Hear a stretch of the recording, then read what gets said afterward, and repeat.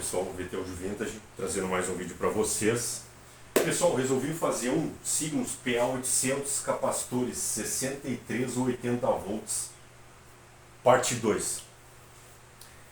Até para acrescentar alguns detalhes e responder alguns comentários, tá? Então vai ser uma mistura entre a resposta dedicada, né, que eu faço e mais alguns detalhes. Bom, o Carlos Alberto fez um comentário lá de aproveitar e fazer um recap com tensão mais alta nos capacitores.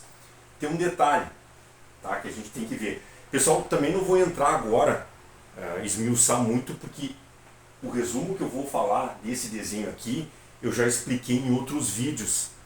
Pessoal, só lembrando, o Vitel de Vintage, o canal já tem mais de... A última vez que eu contei tinha 710 vídeos, abordando assim matérias mais técnicas e matérias mais práticas, tá? Então, vale a pena dar uma procurada que tem bastante coisa ali.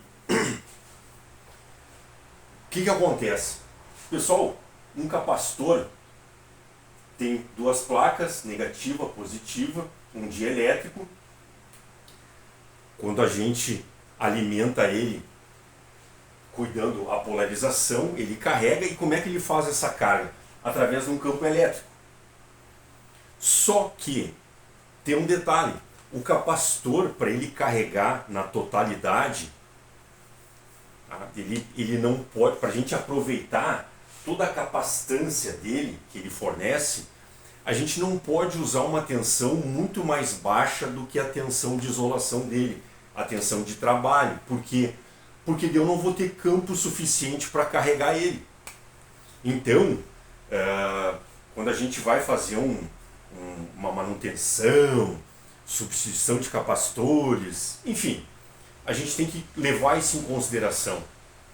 Então, não é interessante, se eu estou usando lá no meu circuito, já com a devida folga, tolerância, um capacitor de 16 volts, botar lá pessoal, isso vai variar um pouco na aplicação, tá? Mas só para ter uma ideia, botar um capacitor lá de 63, 80, 100 volts. Tá? Mais uma vez, essa situação, uma é a funcional, a outra é o efeito prático. Tem alguns circuitos que não tem problema, vai poder colocar uma tensão bem mais alta e ele até vai funcionar e vai se comportar como o projetista quer. Mas a gente tem que levar em consideração esse efeito. Ok, Carlos? Então assim, ó, valeu a tua participação, bacana.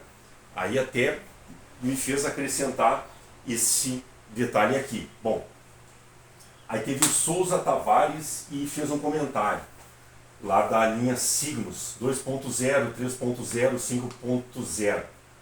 5.0. Os capacitores Signus. Eu já mostrei aqui. Até guardei para ter uma referência. Vem uma caneca preta com uma etiqueta em papel da Signus. Eu vou te dizer o que eu imagino. Tá? São capacitores de 110 volts de isolação. Tá? Se não me falha a memória ali. E vem uma etiqueta em papel. Eu acredito que era um fabricante que fazia aqueles capacitores e a Signus botava a etiqueta dela. Tá? Porque para um grande fabricante de equipamentos eletrônicos,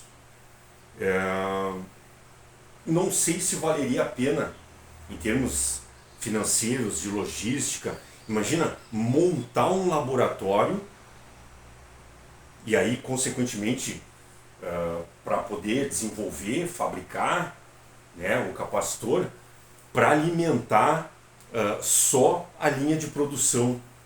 E eu acredito que isso seria um custo muito alto, não teria, porque é diferente da Siemens, um exemplo, né, que fabricava capacitor eletrolítico e vendia para o Brasil inteiro.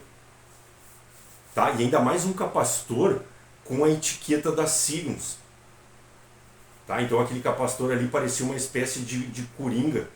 Ele vinha numa caneca preta com aquela etiqueta em papel. Então, mais uma vez, é a minha opinião. Eu acredito que era fabricada por um terceiro na condição de não botar a propaganda e a Signus botar a etiqueta dela, tá? É isso. Até porque ela usou esse mesmo capacitor lá no 2.0, 3.0 e 5.0.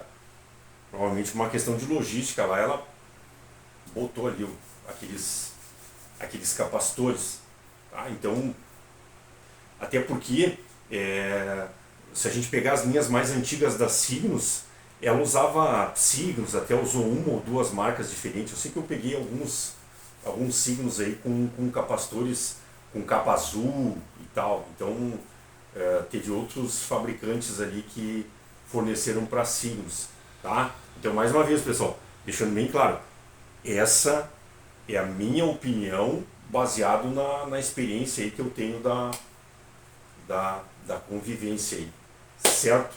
Bom, vamos para a próxima. Marcelo, mais uma vez, Marcelo, grato aí pela participação. Ele comentou assim, ó, Signus PA400, lá a fonte do mais ou menos B1 tem 48 volts e usa CAPS, os capacitores tem isolação de 50 volts, então fica no talo. Ele comentou que viu muitos PAs com os capacitores originais. Daí ficou uma situação assim, mas não pifa? Eu vou te dizer o seguinte, eu já peguei alguns PAs 400 com esses capacitores já substituídos e também peguei com vazados. Então aí entra uma situação assim, Marcelo, que eu acredito, quanto vendeu, quanto tempo foi usado, aí fica difícil a gente pegar assim e dar uma certeza, porque falta subsídio para essa análise.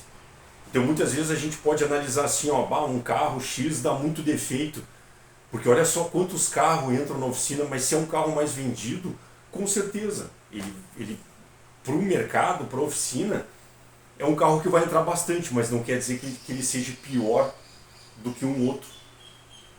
Então tem essa situação de análise. Vamos pegar o exemplo desse A1 agora, que eu vou fazer uma limpeza geral nele, com aqueles capacitores daquele jeito. Assim como eu peguei ele com os capacitores todos vazados, eu também estou com outro A1 aí que está com os Siemens liso e muito mais antigo do que os capacitores que são usados aí nos PA400. Então, e eu não sei, eu acredito que o A1 também tenha sido mais vendido que o PA400. Se a gente for analisar no mercado hoje o número de A1s que tem e o número de PA400, tá? Não sei, isso é uma coisa que teria que se botar na balança. Então tem essa situação aí, tá? Mas ele vai padecer dos mesmos problemas que eu comentei no vídeo anterior, tá? Marcelo, mais uma vez, show de bola aí. Reginaldo, aí ele comenta sobre capacitação de fabricantes. Capacitor Siemens não é tão bom quanto é o na Nichicon. Bom, aí também entra uma questão, para a gente afirmar se é melhor ou pior, aí teria que ter critérios, justamente para poder comparar laranja com laranja. Eu peguei vários equipamentos com capacitores Elna e Nichicon, e os capacitores sofrendo dos mesmos problemas que sofriam os Siemens. Então, claro, talvez, por isso que eu digo assim, ó, se a gente não tem como fazer uma comparação criteriosa, não tem como afirmar. Então, talvez o Elna e o Nichicon talvez até sejam melhores que o Siemens, mas isso não quer dizer que o Siemens seja ruim, tá? Eu até acho, mais uma vez eu vou reforçar, pela idade desses caras e quantos equipamentos estão rodando aí com esses caras aqui ainda em cena, os famosos laranjões da Siemens, famosos, né? Porque justamente duraram e duram anos até dar um problema mais drástico, digamos assim, né? Então, acho assim, ó, para colocar, fazer essa afirmação, aí teria que ter uma comparação aí, complexa até certo ponto aí, e com critérios, para daí poder se dizer assim, olha, esse capacitor aqui dura mais, mas aí se ele dura mais, em que item? Como é que ele se comporta? Isso aí não é fácil, pessoal. Capaz de a gente fazer um teste e de repente no final do teste não poder afirmar assim, ó, esse é melhor, por quê? Porque talvez nesse item esse seja melhor, aí esse outro naquele outro item ficou melhor, e aí a gente olha assim, ó, bom, então o que acontece? Estabelece um critério e escolhe cada um onde ele rende mais naquele item que a gente espera, que a gente almeja que supra o meu projeto. Muitas vezes acontece isso aí também, tá? Bom, o João também esteve lá e perguntou assim, Walter, posso colocar capacitor de 5.000 por 70 no lugar de 4.700 por 70? Pode, João, tranquilo. Até porque a tolerância do capacitor eletrolítico ela é grande, pode tranquilamente, tá? Sem problema nenhum, ok? Bom, pessoal, é interessante essa questão de capacitor eletrolítico. Eu não esperava que ela pudesse render tanto. Mas é interessante quando a gente consegue bater um papo, a gente ouve colocações e isso sempre expande, né, os pensamentos. Sempre que a gente conversa com alguém e esse alguém coloca algo diferente, é bacana, porque a gente vê uma visão diferente, começa a pensar outras coisas.